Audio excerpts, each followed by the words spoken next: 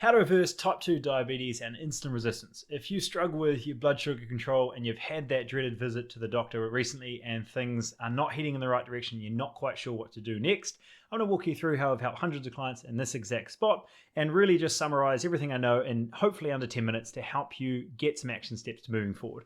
And if we're going to summarize it, what we do and how we're going to focus on this today is how to get your body back on your side rather than working against it. And I think this is a problem that we really run into where we're using outdated methods, or we're using stuff that used to work for us 20 years ago. So we really need to be able to break this down. And the way we're going to do it today, I want to focus on where we're going wrong, what to look for instead, and what to actually do instead. What are action steps that we can actually get out today? And I think I want to summarize this bit first, which is if you've had that doctor's visit recently that hasn't gone so well, and you need to lose a bit around the waist, or your blood sugar markers are not where they should be, and you're starting to get to a spot where you're feeling really frustrated that you're obviously putting some work in and it's not doing the job, or you don't know where to start and everything seems really confusing. And I think the real problem that comes through is this calorie deficit, this like, I just need to go on another diet or I need to go to another boot camp, tends to be the first, focus for a lot of people, but it's very much the tip of the iceberg. And for a lot of people actually is detrimental to you getting results long term. So I want to get this out of the way because, this counting calories is being shouted from the rooftop by every 20-year-old that's just got their PT certification. And every diet, every calorie restriction strategy really falls into one of these three categories. One, we're restricting food groups. We're saying carbs are bad or fats are bad or remove meats or whatever it might be. We're saying restrict calories and just restrict overall, or restrict eating windows, meaning we only eat between a certain time. All three of these don't sound very fun. All we're focusing on is restriction. And they're all entirely missing the point. Because what we need to do here is really focus on the rest of the iceberg. We need to focus on why is our body not burning off this fuel? Why is it not regulating the sugar in our body? Why are our sugar markers so high? And if you're in this space where you are in pre-diabetic or even type 2 diabetes categories, this is a lifestyle disease. This is your body not utilizing sugar particularly well, and the ability to regulate and shuttle nutrients to the right region is very much part of that picture. But let's step back a second, which is, if you're in your mid-40s and 50s right now, how you utilize nutrients, how your energy feels on a day-to-day basis, that sort of get up and go factor, how does that feel compared to 20 years ago? Right? For most of you, you feel a little bit more sluggish, your joints don't feel as good, your sleep quality is not as good, and you're probably not digesting particularly well, right? So going under the surface, looking at the rest of the iceberg in this analogy to repair what's really not working rather than just slogging yourself with more exercise or less food, right? That's really how I want to approach this.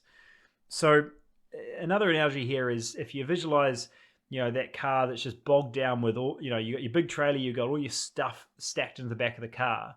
That's how most people feel. And that's how I visualize most people when they're trying to make these changes, because there's that level of stress and inflammation that's slowing down how their body actually operates. And if you're just trying to push the accelerator harder, you're just wearing out the body even more, right? And this is something we've seen time and time again, hence why I keep bringing this forward, is we need to really look at the bigger picture, right? It's not just we need to train harder in isolation and we just need to eat less food. It's really considering these three variables. And if you followed Body Reset for any level of time, these three are really some that we emphasize, and we focus on the integration of three, right? We're not just nutritionists or exercise professionals or even mindset coaches. We're that collaboration and that middle ground to make sure that we are addressing that inflammation, that digestion, that gut health space. We're addressing how you move and what components of that are going to be best suited for you. And then, of course, that psychological, which for us is very much going to be that mental health, your stress, how you tolerate the busyness of the day, right? And based on whoever you are, either one, you're used to being stressed out all the time and that's just how you operate, or two, it's starting to get to you a bit more when it does happen and you don't know how to quite manage those stresses coming through. And a lot of time this is just pushed to the side and I just feel tired, or I just feel like I'm not sleeping well, or I just feel like my waist is growing. But a lot of this is really how we're managing and tolerating the day as well. Circling back to the physical aspect, well, we're going to go through that a little bit more as well, but it's not just about doing more of this stuff. It's getting an awareness of to what degree is really helpful. All right. So before we do dive into the actual action steps here, I want to actually hit this home with some actually very, very real examples of what our clients are doing in this spot. All right. And show you under the hood at some blood work. So the first one I'm going to share with you is from Katie.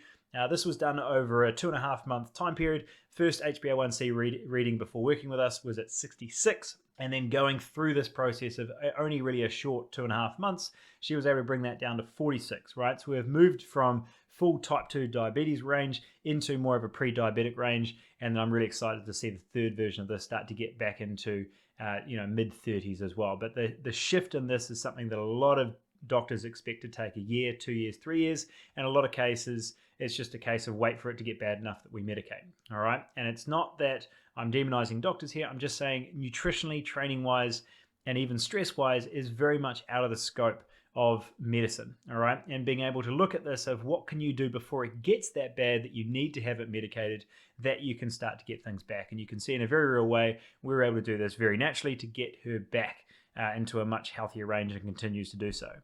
The second one I want to bring up is Mike. This was between September last year and February this year. We went from 42 to 36, right? Some pretty drastic changes. I want to lean on this in a second.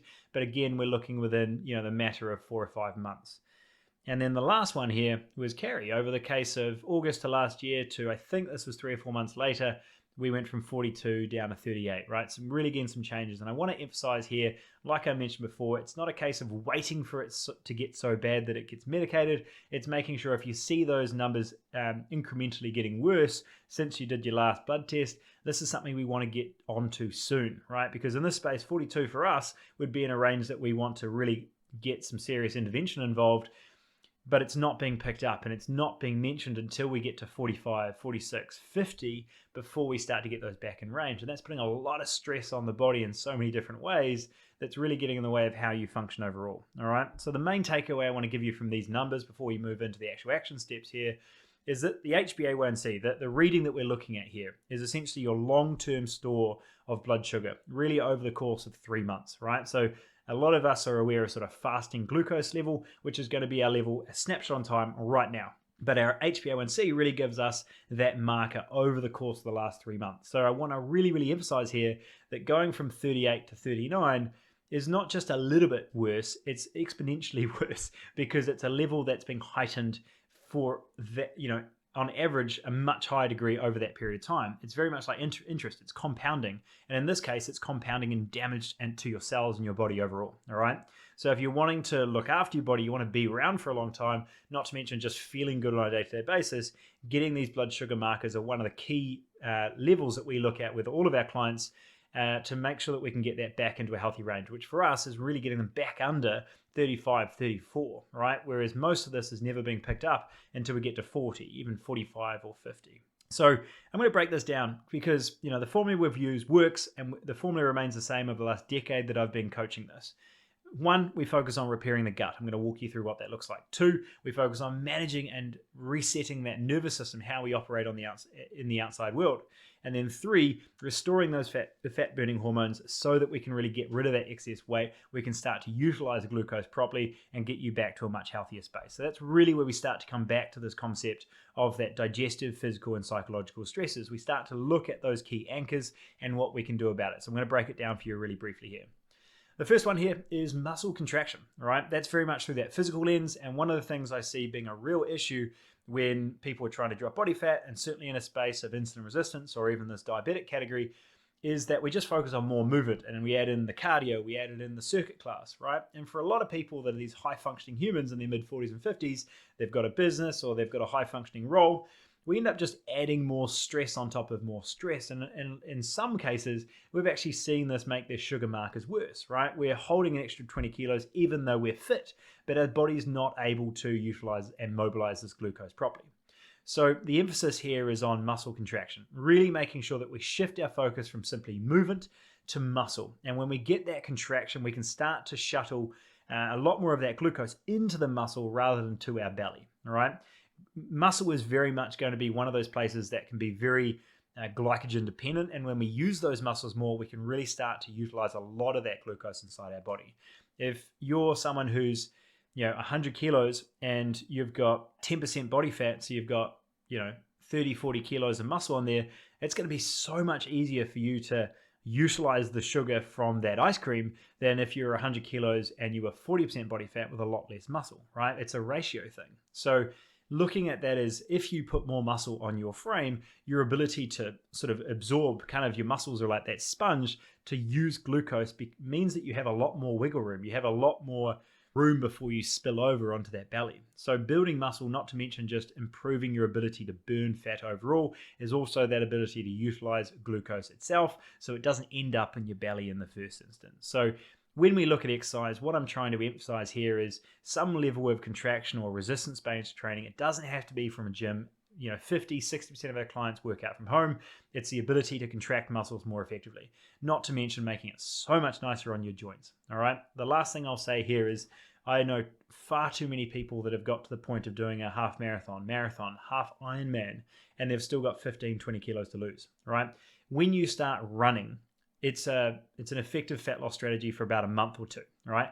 And then your body just gets better at running. Unless you run harder and further, then you get to a point that you're holding all this excess weight and you're just getting fitter, but you're not actually burning more body fat because your body's got used to running. You just get better at running. Whereas the flip side, if you look at this through contraction and resistance-based training, we need to get through that first month of just focusing on honing in on how to contract a muscle, how to isolate muscles, and going through that sort of awkward period. And most people don't want to feel like they're doing something new, so they just don't get through that first month. But when we do contract more muscle, you're in a place where you get better at the skill of contracting muscle. And when you get to that place, you can be more effective in 20 minutes than most people are in an hour. All right, that's where I'm really a big fan of your weight training, not just from your balance and stability and strength, but your ability to actually drop more body fat much more effectively because of the stimulus to the muscle. All right. So that's your first point. If you're wanting to drop body fat, you're wanting to improve your insulin sensitivity, increase your focus on muscle, increase your focus on contraction, you'll see a lot more benefit out of the type of training you're doing. The second part we're going to move over to is that digestive aspect. So we're going to dive into gut health, but we're going to focus on this through the lens of very much your protein balance, because when we look at gut health, and I'm going to oversimplify this for a second, a component that we're really going to address is this balance between our good and bad bacteria in our gut. And when we get out of balance is usually when we're having our refined sugars, our processed foods, and we're letting those bad bacteria sort of overgrow or sort of be over dominant inside of our gut.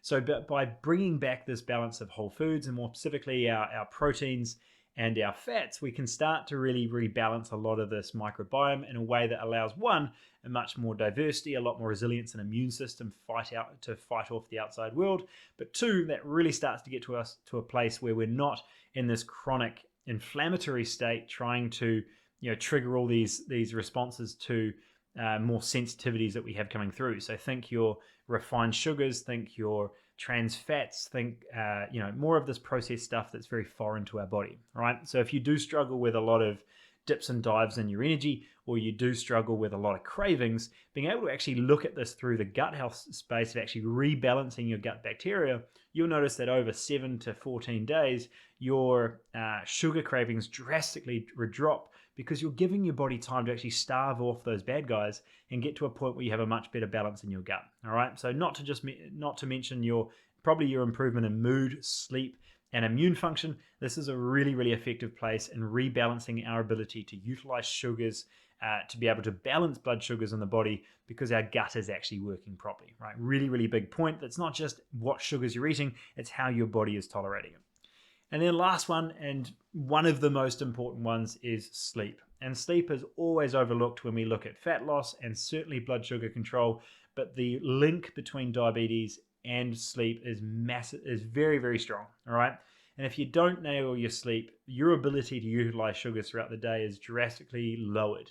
The one analogy I want to give you here, or one concept I want to give you here, is if you have less than 6 hours a night of quality sleep, we tend to consume anywhere from 400 to 600 calories more a day. So this is over consuming space. But the percentage of those calories that tend to be from more highly processed and easy to consume foods drastically increases, right? So from a behavioral standpoint, we're already on the back foot. We think it's discipline, but really it's just our natural tendency and natural body's response to having that poor quality sleep and trying to catch up on that energy discrepancy. But when we look at that through the actual response to sugar itself, and therefore the insulin sensitivity to sugars coming in, we start to notice that there's a hindered response there, i.e. if you're not having at least 6 hours sleep, your likelihood of storing that sugar as body fat rather than being able to utilize it as fuel is also dropped, right? So getting an awareness of sleep, I really want to push this one home because so many people ask me, what percentage of it is workouts versus training? But if you're not nailing sleep, it's 0% of both. Like, nail sleep first, get you to the point that you're at least having 7 hours of deep quality sleep a night, and you'll notice that you're able to utilize sugar better. You notice you don't have as many cravings. You're not overeating. And that's really where sleep comes in. And we've done huge trainings in the past on sleep, talking through exactly what parts of the night mean what. If you want access to that training, there should be either a link below or just comment sleep below if you can't find it, and we'll send you through that sleep training. That's a massive area. If you struggle with sleep, you must get this part sorted if you want to improve your sugar control. And certainly if you're in that pre-diabetic or type 2 diabetic category, is very much an anchor that we look at alongside that muscle contraction and gut health. All right. So just want to summarize with those three, coming back to that physical, digestive, and psychological. These are three important steps that we look at first at improving how your body's operating, how your body's utilizing sugars, and being able to drop body fat, improve your health. Very much that cellular function overall becomes a huge byproduct of that as well. All right. So from today's training, just to wrap this up, team, the key takeaways overall is if your body's not working, it's not feeling like it used to, find out what's slowing it down. And from today, hopefully you're seeing a more helpful response than just eat less sugar. It's getting an awareness of where those cravings are coming through, where that energy discrepancy is coming through, where those cravings or lack of recovery are coming through. All right. If we address that stuff first, being able to improve these markers becomes so much easier. Being able to drop the body fat and get your energy up becomes so much easier. And I think overall, when we start to look at blood markers, when we dive into this a little bit more with this lens of not just broad medical ranges, but really through optimal, we realize that normal one, I've already said it, is a massive range and really is a culmination of all the people that have got blood work done, which is usually all the sick people, right? So the range is so broad already, and unfortunately actually decreasing or widening over time to a point that normal range is certainly not something to strive for, right? Don't wait for it to get out of normal range or even out of optimal range to get so bad that you need to medicate to get back in. The big thing I want to emphasize here is how much control you have over these markers, right? I emphasized before, this is a lifestyle disease, which means it's something that we can improve. It's something we can get back to. Less than 10 to 15% of this is genetic, team. It's all about your epigenetics, which means your ability to turn on or switch off certain genes throughout the day, right? And I think the big one here is that control, that focus, that ability to break down the story that this is just something that runs in the family. This is something that you're able to control through what you do on your day-to-day level, how you look after your body, and how you make a change to how you operate, how you look at certain foods, or just your health in general. So if you've enjoyed today's training, team, I'd love to know one takeaway below. If you want access to that sleep training, I think that's the biggest action step to go deeper into here. Or if you want access to our full 5-step guide on what this looks like to walk you through the 5 steps in a bit more detail, looking at gut health, looking at toxicity, looking at what you should be having for breakfast, that sort of thing, then just write 5 steps guide below as well. So the 2 takeaways or giveaways here are the sleep guide or that 5 steps guide. And then lastly, if this is something that you've followed us for a little while, this is something that really resonates with you, and going deeper into this blood work, your sugar control, or just getting rid of that excess body fat is something you want to look at, then reach out to me directly. Send me an email or contact me on Facebook. Let me know if you want help here. Just comment game plan or something along those lines of how we can actually look at what's going on for you, find out what you're doing that's making it so much harder than it needs to be, and help you actually build out a bit of a game plan. That's what we do every single day, every single year, and we're really good at it, right? We've got an amazing team that really come together. It's not just one person, and it becomes a space where we're able to dive into all of these areas to really truly get a more complete guide to getting your body back. So I hope today was helpful, and if this is something you want to get back on your side, hopefully you've now got some confidence, you've got some momentum to get this sorted for you. Hope you're doing well, guys. We'll see you next time. Take care. Bye.